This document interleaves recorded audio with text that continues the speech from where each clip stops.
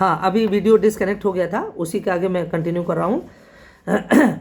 तो धीरे धीरे एक ऐसा वातावरण का निर्माण होने लगा कि जहाँ पर यह माना गया कि वास्तविक स्वतंत्रता तो तब तक नहीं आएगी जब तक राज्य का हस्तक्षेप नहीं होगा व्यक्ति के जीवन में, क्योंकि यह माना गया कि व्यक्ति की स्वतंत्रता और व्यक्ति के अधिकार बिना राज्य के सहयोग के, हस्तक्षेप के संभव नहीं होगी। तो ये this was a movement towards a positive liberalism और पॉजिटिव लिबर्टी।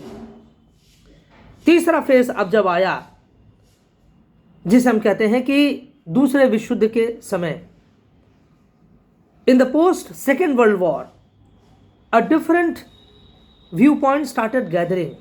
दूसरे विश्व युद्ध के बाद एक नई विचारधारा का धीरे धीरे उत्पन्न होना शुरू हुआ, और वो विचारधारा थी स्वेच्छा तंत्रवाद की। स्वेच्छा तंत्रवाद यानी लिबर्टेरियनिज्म। तो ये जो लिबर्टेरियनिज्म की जो एक नया आपके लिए कंसेप्ट उत्पन्न होना शुरू हुआ, उसका ये मानना था कि that leave the individuals free, व्यक्ति को स्वतंत्र छोड़ दो, मुक्त छोड़ दो। Individual is capable enough, individual is rational enough to achieve its own desirable ends, desired ends. व्यक्ति को आप छोड़ दीजिए, उसको सारे बंधनों से मुक्त कर दीजिए, और व्यक्ति अपनी मंजिल को प्राप्त कर लेगा, क्योंकि व्यक्ति के पास इतनी सद्बुद्धि होती है, व्यक्ति के पास इतना सामर्थ्य होता है कि वो अपना कल्याण और अपना हित दोनों अच्छे प्रकार से समझ सकता है। Individual is rational enough, individual is capable enough to understand its good and bad, what is good and what is bad for him, what is just and what is unjust can be deciphered, can be understood by the individual himself। और ये तो देखिए, एक ये जो विचारधारा थी, ये विचारधारा एक विशेष परिप्रेक्ष्य में उत्पन्न हुई, और वो विशेष परिप्रेक्ष्य था कि आप जैसे जैसे दूसरे विश्व युद्ध के बाद अमेरिका का वर्चस्व बढ़ता जा रहा था, वैसे वैसे राज्य के समानांतर एक और संगठन अर्थात बाजार, the emergence of market, the emergence of market society, the emergence of free society, बाजार का उद्भव होने लगा था, यानी जो ग्लोबल कॉरपोरेशंस का उदय होने लगा था। और आप जानते हैं America is the hub of multinational corporations, और ये दूसरे विश्व युद्ध के बाद से इसने और गति पकड़ लिया।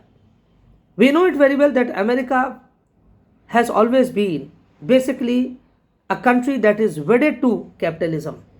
अमेरिका कालांतर से ही, अर्थात जब से उसकी स्थापना हुई तब से वो पूंजीवाद का गढ़ रहा है, और उसको हमेशा इस बात का संशय रहा है कहीं उसका ये जो मुक्त समाज का ये जो स्वप्न है, और उस स्वप्न पर, सपने पर जो काम कर रहा था, जो उसने अपने ऐसा वातावरण उत्पन्न कर दिया था, कहीं ऐसा तो नहीं कि वो चैलेंज होना शुरू हो जाए मार्क्सवाद के द्वारा, क्योंकि Marxism also became a very dominant philosophy during the 19th century as well as in the 20th century.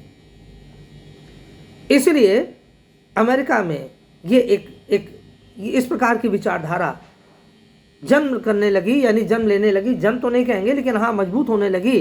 कई सारे ऐसे फिलोसफर्स आए in the post second world war, जिनकी विचारधारा इस बात को और बल देने लगी that America is a nation which can be called as a nation of free society, that America believes in free business, America is the hub of market economy.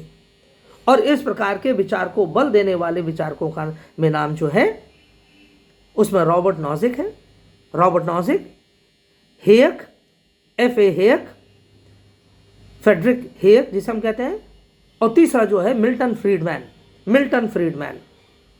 यानी स्वेच्छा तंत्रवाद, libertarianism is a philosophy that became quite influential in America during the, or maybe after the Second World War, at the hands of 3 important thinkers। 3 प्रमुख विचारकों ने इस प्रकार के विचार को ज़्यादा महत्व दिया, और वो है Robert Nozick, Friedrich Hayek and Milton Friedman. ये 3 विचारक थे जिन्होंने लिबर्टेरियनिज्म को एक एक ऐसी विचारधारा के सामने के रूप में प्रस्तुत किया कि इसको अपनाया ही जाना चाहिए अमेरिका में। और ये जो विचारधारा है स्वेच्छा तंत्रवाद की, it is basically a philosophy of market society और मार्केटाइजेशन। बाजारवाद का ये एक विचारधारा, बाजारवाद की ओर जाती हुई ये विचारधारा है। मार्केट सोसाइटी, मार्केट इकोनॉमी, बाजार आधारित समाज हो, बाजार आधारित अर्थव्यवस्था हो, मुक्त व्यवस्था हो, फ्री सोसाइटी हो। अच्छा, बाजार में आप जानते हैं क्या होता है? What happens in a market? In a market it is basically the relationship between the producer and the consumer. अर्थात क्रेता और विक्रेता के मध्य संबंध होता है किसी बाजार में। हम आप सामान खरीदने जाते हैं बाजार में, तो जो हमें सस्ता और साथ साथ गुणवत्ता वाला उत्पाद दिखता है, हम उसी को खरीदते हैं। बाजार में कोई भी वस्तु जो बिकती है वो अपनी गुणवत्ता से जानी जाती है। Any product that is selling in the market is basically known by its quality and as well as by its price. तो इसलिए बाजार में प्रतिस्पर्धा होती है, खुली प्रतिस्पर्धा होती है। That is open competition in a market society और इन अ मार्केट इकोनॉमी। हर व्यक्ति अपने अपने उत्पाद लाता है, वहाँ पर बेचता है और अपने उत्पादों की गुणवत्ता के आधार पर, उसके दाम के आधार पर उसको उसी प्रकार का मूल्य भी प्राप्त होता है। और इसी बात को ये कहते थे स्वेच्छा तंत्रवादी, कहते थे ऐसा ही लोकतंत्र का वास्तविक स्वरूप यही है, उदारवाद का वास्तविक स्वरूप यही होना चाहिए। And this came to be called as contemporary liberalism. Contemporary liberalism अर्थात समकालीन उदारवाद के नाम से इसको जाना गया, जिसे हम कहते हैं न्यू लिबरलिज्म। इसको हम नव उदारवाद भी कहते हैं, न्यू लिबरलिज्म। तो जो न्यू लिबरलिज्म है, it is nothing but a variant of liberalism.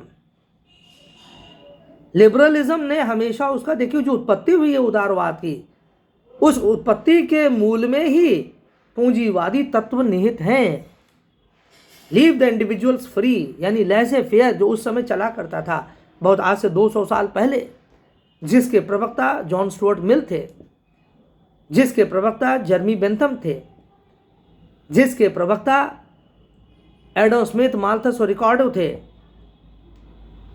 और इसीलिए उसने कहा था, जॉन स्टुअर्ट मिल ने एक समय कहा था, जिन व्यक्ति के पास संपत्ति है उनको प्लूरल वोटिंग का अधिकार होना चाहिए, उनको एक से अधिक वोट देने का अधिकार होना चाहिए। जो शिक्षित होते हैं उनको एक से अधिक वोट देने का अधिकार होना चाहिए।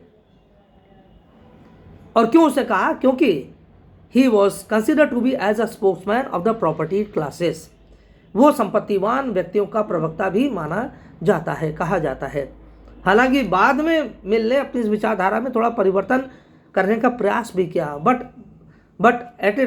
But by heart he was basically a spokesman. He has been called as a spokesman of the privileged classes. जो विशेषाधिकार संपन्न व्यक्ति थे उनका ही प्रवक्ता के रूप में जाना जाता है। तो अर्थात हम प्रारंभ से हम जब देखते हैं इंडिविजुअलिज्म की जो फिलॉसफी आई है, व्यक्तिवाद का जो विचारधारा आई है, उसका उदय ही एक प्रकार से जो इंडस्ट्रियलाइजेशन जो चला उसमें हम जानते हैं कि उसमें प्रॉपर्टी क्लासेस को अधिक स्वतंत्रता देने की बात कही, उनको अधिक अधिकार देने के बारे में बात कहा गया। उसमें कहा गया इनको राज्य के आधिपत्य से मुक्त रखा जाए। आधिपत्य से मुक्त तात्पर्य है कि राज्य बस आधारभूत कार्य करे, केवल लॉ एंड ऑर्डर मेंटेन करने की बात करे, कानून व्यवस्था बनाए रखे राज्य। दूसरा उन्होंने कहा कि लोगों को आपस में लड़ने से बचाए। लोग जो आपस में लीगल केसेस या जो डिस्प्यूट्स होते हैं, लड़ाई झगड़ा होता है, उससे राज्य को रक्षा करना चाहिए व्यक्तियों की। और तीसरी बात, राज्य को अधिकारों को सुनिश्चित करना चाहिए। यानी उन्होंने माना कि जो प्रॉपर्टी क्लासेस हैं उनको ये अधिकार मिलना चाहिए कि वो अपने हिसाब से कार्य कर सकें, जिसे कहते हैं जो John Locke, he is also suppose to be one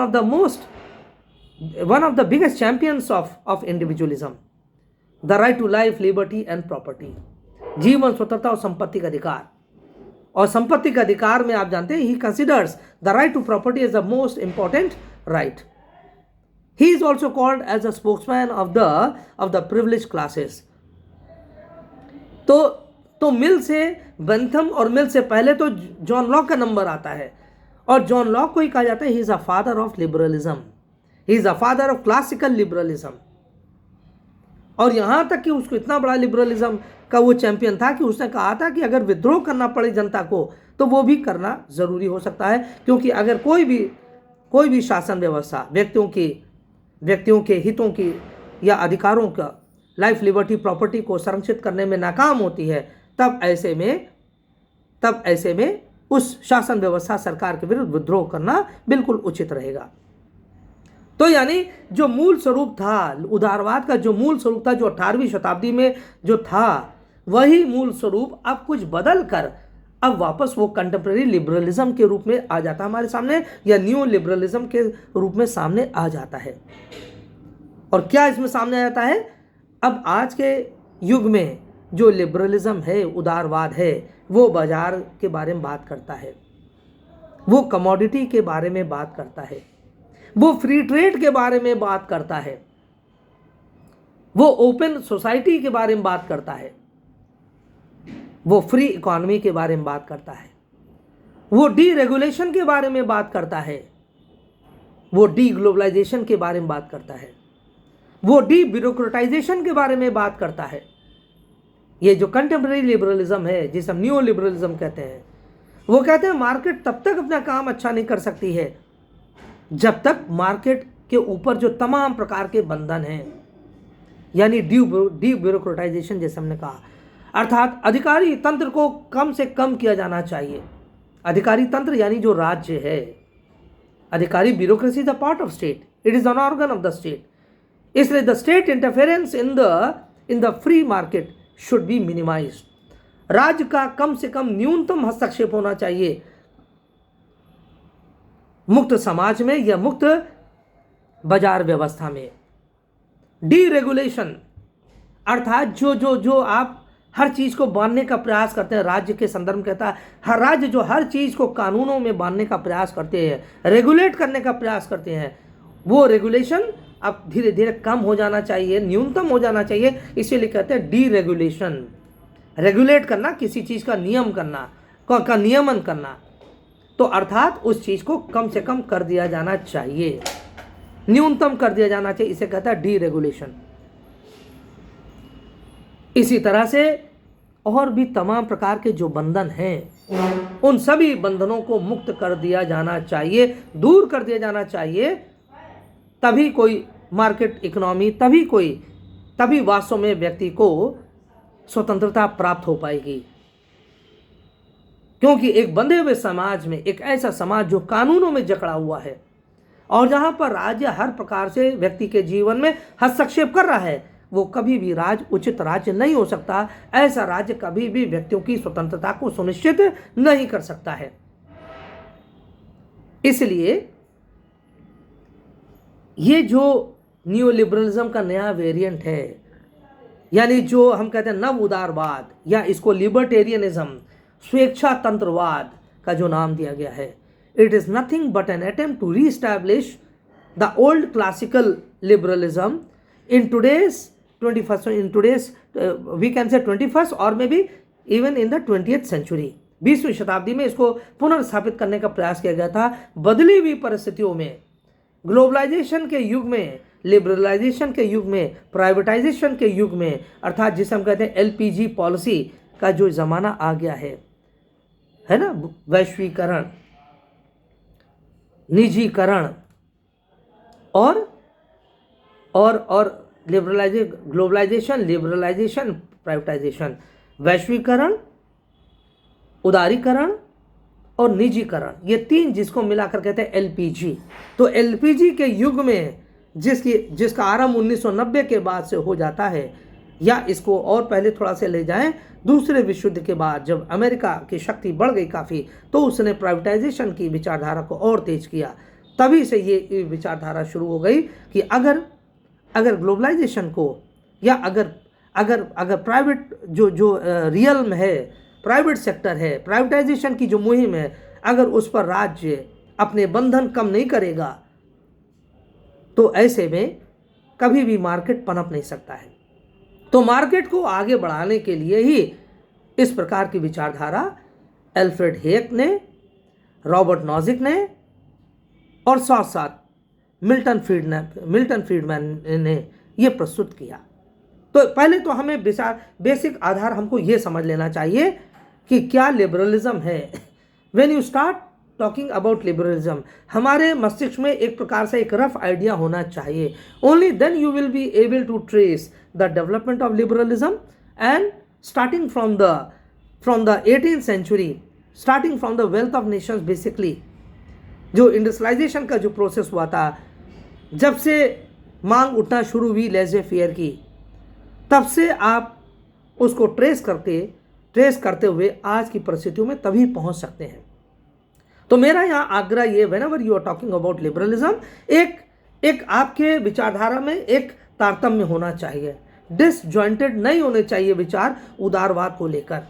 कैसे इसकी यात्रा आरंभ हुई, कौन कौन से उसके प्रमुख कारण थे, कैसे कैसे उसमें बदलाव आता गया, कौन कौन से वो राजनीतिक विचारक हैं, who are those political thinkers who contributed to the growth of liberalism at various stages of history. इतिहास के विभिन्न समय पर, अलग अलग समय पर वो कौन कौन से प्रमुख राजनीतिक विचारक थे जिन्होंने उदारवाद की दिशा को और दशा को बदलने का प्रयास किया और उसको बदल भी दिया वास्तव में। Because we know about some very great thinkers, some very great political thinkers who contributed to changing the direction and the status of liberalism over the years। क्योंकि उसमें जॉन लॉक का नाम आता है। उसमें जैसे हमने बताया, जॉन लॉक ने जो बात कही थी उस बात को अमेरिकन डिक्लेरेशन में शामिल किया गया। We hold this truths to be self evident that all man are born equal, that they are endowed with certain inalienable natural rights, that the chief among them are the rights to life, liberty and the pursuit of happiness। ये जो 4 जुलाई 1776 में Jefferson ने, Thomas Jefferson जो America का राष्ट्रपति था, उस Jefferson ने डिक्लेरेशन ऑफ इंडिपेंडेंस की घोषणा किया 4 जुलाई 1776 में। अमेरिका की स्वतंत्रता की घोषणा इन शब्दों में उसने किया। और ये जो पंक्तियां हैं, इस पंक्ति में जॉन लॉक की जो ये पंक्ति है कि the rights to life, liberty and the pursuit and property, the right to life, liberty and property, they are the natural rights. ये जो जॉन लॉक कहता है, इसी पंक्ति को ठीक उसी प्रकार से उद्धृत किया गया है, उसको शामिल किया गया है डिक्लेरेशन ऑफ इंडिपेंडेंस 1776 का जो है अमेरिका का। और उसमें कहा गया है and the pursuit of, and we hold these truths to be self-evident that all men are born equal, that the chief among them are the rights to life, liberty and the pursuit of happiness। ये classical liberalism का ये बहुत बड़ा हम देख सकते हैं प्रभाव है, जॉन लॉक ने जो कहा था। तो जो प्रमुख राजनीतिक, जो बड़े बड़े राजनीतिक विचारक हुए हैं, उन्होंने बहुत बड़ा योगदान दिया है अपनी विचारधारा को स्थापित करने में, और उस विचारधारा का प्रभाव बहुत पड़ा है। और राज्यों ने, देशों ने अपने अपने संविधानों में उसको कहीं ना कहीं शामिल अवश्य किया है। तो इसलिए हमारे दिमाग में जो हमने कहा, we must have a general, we can say a general sketch of what liberalism is and how the journey of liberalism started from the 18th century and coming down to the present century when we are talking about the contemporary liberalism। तो ये basic चीज़ें आपको ध्यान रखना अवश्य होगा। Contemporary liberalism जब कहते हैं, न्यू लिबरलिज्म कहते हैं, हमारे माइंड में एकदम स्पष्ट बात होना चाहिए न्यू लिबरलिज्म किसको कहेंगे। तो न्यू लिबरलिज्म हमने जैसे बताया वो क्लासिकल लिबरलिज्म का ही एक जिसे आपका a new avatar of classical liberalism can be seen in new liberalism of the 20th century. और इसके 3 प्रमुख विचारक या प्रतिपादक यही 3 विचारक हैं जिसको हमने बताया कि जो Robert Nozick, Friedrich Hayek and Milton Friedman. ठीक है ना। तो आज की बात हम फिलहाल यही समाप्त करते हैं। अगले लेक्चर में हम इसी के आगे और आपसे बात करेंगे। Thank you so much for your attention.